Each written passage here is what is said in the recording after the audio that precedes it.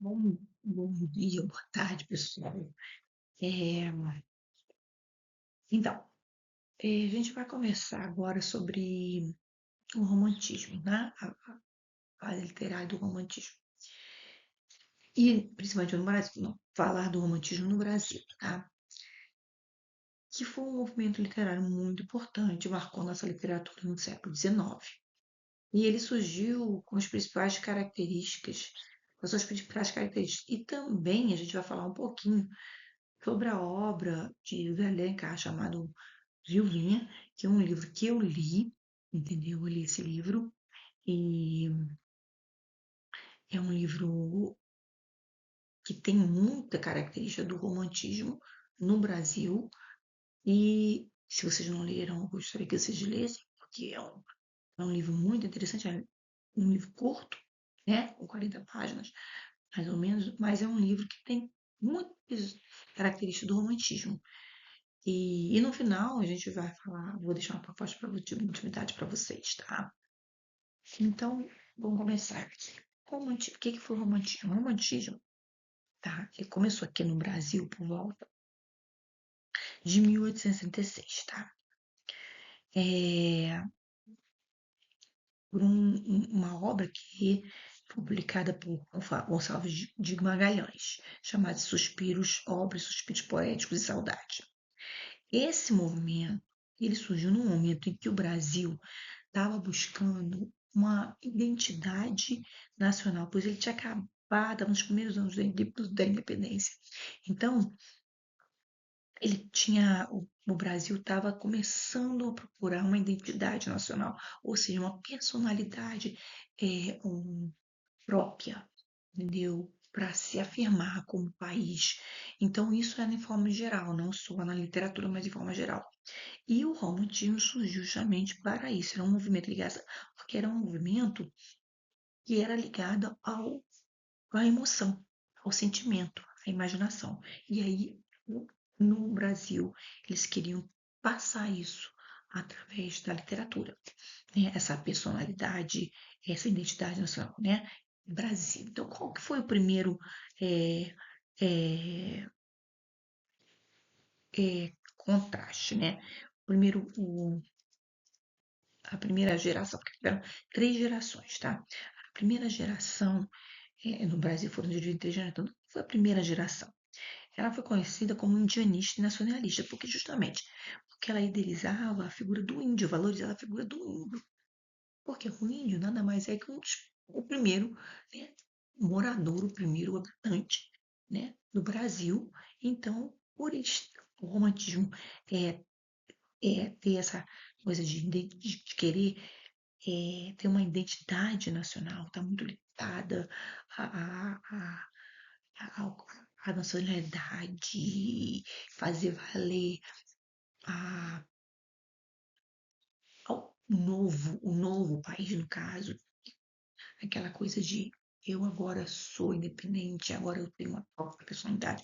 Então, o romantismo era muito, como eu falei, já era muito ligado à emoção, ao sentimento, à imaginação, que era o contraste justamente com o classicismo e o arcadismo, né? Que eram mais racionais. E o Brasil não. O Brasil estava querendo inovar, no caso, eu acredito na minha mente. E aí, o que é a primeira coisa, a primeira geração? A primeira geração foi conhecida como indianista e racionalista justamente. Por quê? Porque valorizava a figura do índio como herói e símbolo do Brasil. Nada mais justo, porque, como falei, o índio foi os primeiros habitantes. Então, nada mais justo do que valorizar a figura dele, né? E um exemplo dessa obra literária do romantismo, muito conhecida, muita gente não leu, mas é muito conhecida, foi o livro de O Grani, de José de Alencar, né? Que fala justamente sobre o índio, né? Sobre amor, sentimento, né? E a segunda geração, chamada de ultrarromântica, destacava o amor, o sofrimento e a solidão. E até uma visão mais sombria. Não gostei disso aqui, não gostei, sinceramente. Oi, boa tarde, turma, tudo bem? Então, hoje a gente vai falar sobre um dos movimentos literários mais importantes da nossa história, que é o romantismo no Brasil, tá? O romantismo no Brasil chegou ao Brasil em 1866, tá? E com a publicação da obra Suspiros Poéticos e Saudades de Gonçalves de Magalhães. Esse movimento, ele veio em um momento meio especial da nossa história, porque o Brasil tinha acabado de conquistar a independência em 1822 e estava tentando construir uma identidade nacional própria, ou seja, o Brasil estava querendo criar uma imagem autoafirmante de um país completo, de um país eh, soberano e que não dependia mais de nenhuma personalidade própria, entendeu? E a literatura foi uma das formas de expressar esse sentimento, de poder passar essa, a, esse sentimento de identidade nacional própria, né? De que o Brasil agora era livre de outros países e que agora ele ia caminhar sozinho e ia criar uma própria identidade, né? E aí o que acontece? Aqui no Brasil, o romantismo ele foi classificado em três gerações, tá? E cada uma teve uma característica bem marcante, tá bom? É, bem assim, diferente, pode dizer, um pouco da outra, mas interligadas também. A primeira geração era nacionalista ou indianista, tá? Porque essa fase ela buscava valorizar o Brasil e mostrar que nossa pátria tinha cultura própria. Então, era aquilo que eu falei. O Brasil tinha acabado praticamente de ter independência, estava procurando uma identidade própria, nada mais justo do que ele procurar botar o índio. O índio foi colocado como um herói nacional. Por quê? Porque o índio, ele foi o quê? Foi o primeiro habitante, os primeiros habitantes do Brasil. Então, o índio foi colocado como um herói nacional, símbolo da pureza e da bravura, né? Um exemplo disso é o famoso Guarani de José Alencar, que mostra o índio como uma personagem idealizado representando a nossa identidade. Então, essa foi a primeira fase. A primeira fase foi de buscar a valorizar o Brasil e que é a cultura própria brasileira. E o índio estava ali, né, para ser valorizado também. Então, essa foi a primeira geração, tá? Já a segunda geração foi chamada de ultrarromântica, tá? Nessa fase, a literatura ficou mais voltada para os sentimentos pessoais, como o amor impossível, a tristeza, a melancolia e até um pouco de temas sombrios como morte e sofrimento, tá? Um dos autores mais importantes, muito importante dessa fase foi Álvares de Azevedo, com o livro Lira dos 20 anos, onde ele mistura amor, dor, solidão e até um certo pessimismo, tipo dessa geração ultrarromântica, que tem essa coisa assim, um ar meio gótico, meio sombrio mesmo, meio de tristeza, né? Aí tem a terceira geração, que é a geração condoreira. A geração condoreira, por que condoreira? Você pensa bem, condoreira, porque é ligada ao pássaro condor. Essa fase, ela tinha um tom mais social e político, um tom mais de liberdade. Os escritores denunciavam problemas da sociedade, como a escravidão, e defendia a liberdade e a justiça, por isso chamado de condoreira e o pássaro condor, né? Aquele livre para voar. O principal representante foi o Castro Alves, chamado de poeta dos escravos, muita gente já ouviu falar, e autor muita gente não, acredito que a maioria, né? As pessoas já ouviram falar um nome conhecidíssimo, autor do famoso livro Os Escravos. E assim, no geral, o romantismo brasileiro falava de amor, saudade, sofrimento, idealização da mulher, aquela mulher, né, que era boazinha, recatada, né, frágil, e da pátria, e também de críticas sociais. Então, era uma misturazinha de, de uma coisa mais, de tudo um pouco, né, no caso. mas falava muito mais de amor, saudade, sofrimento e da mulher, né? A mulher como um símbolo frágil. Era uma literatura voltada inicialmente para a burguesia, mas que com o passar do tempo passou a alcançar um público mais amplo, né? Um público menos burguês, né?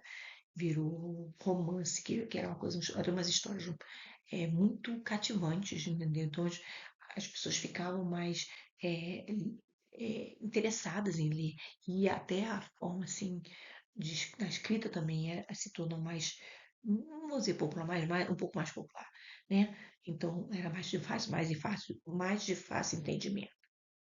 Aí, para exemplificar, bom, a gente vai falar então da obra do livro, né?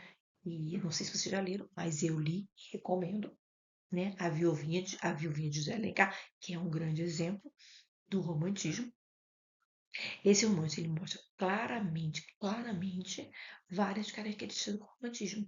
Por quê? Porque a história ela gira em torno de Jorge e Carolina, que Jorge no início sofreu com dificuldades financeiras.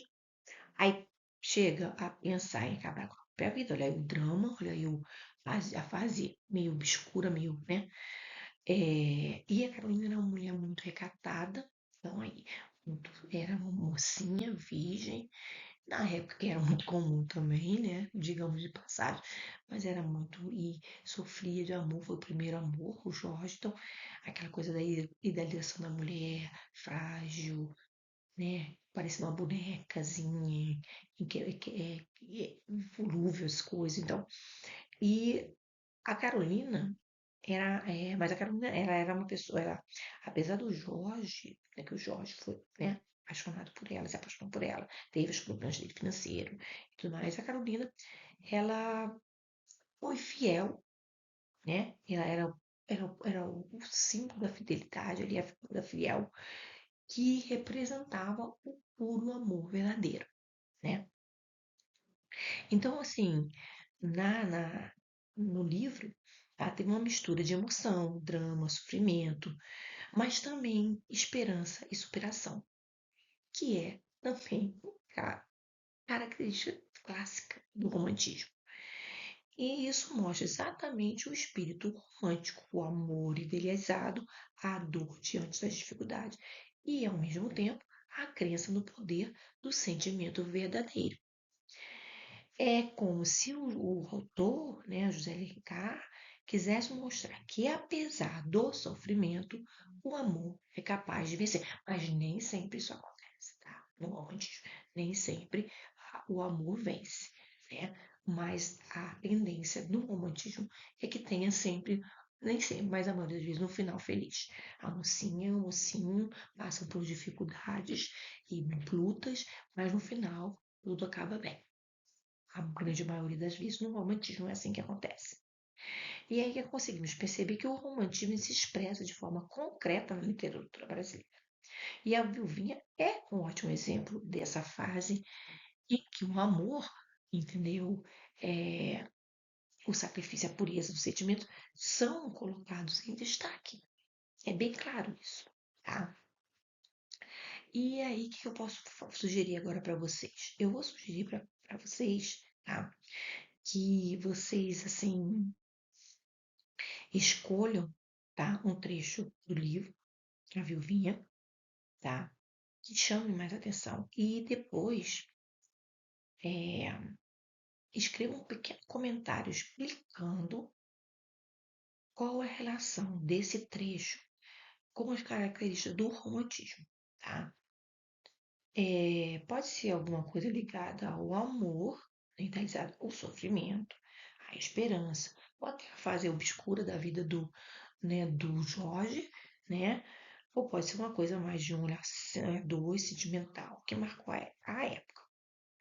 Aí, com essa atividade, vocês vão perceber como é que a literatura romântica não está distante de nós, porque ela fala de sentimentos humanos, que é o quê? O dia a dia da gente. A gente vê isso nas novelas, né? Se pensar bem, as novelas são romances, né? É, ela tem aquela trama, né? aquela trama de mocinho da mocinha, daquela fase obscura da trama do vilão, entendeu? E a maioria das vezes tem um final feliz. É um romance, é uma fase do romantismo também, entendeu?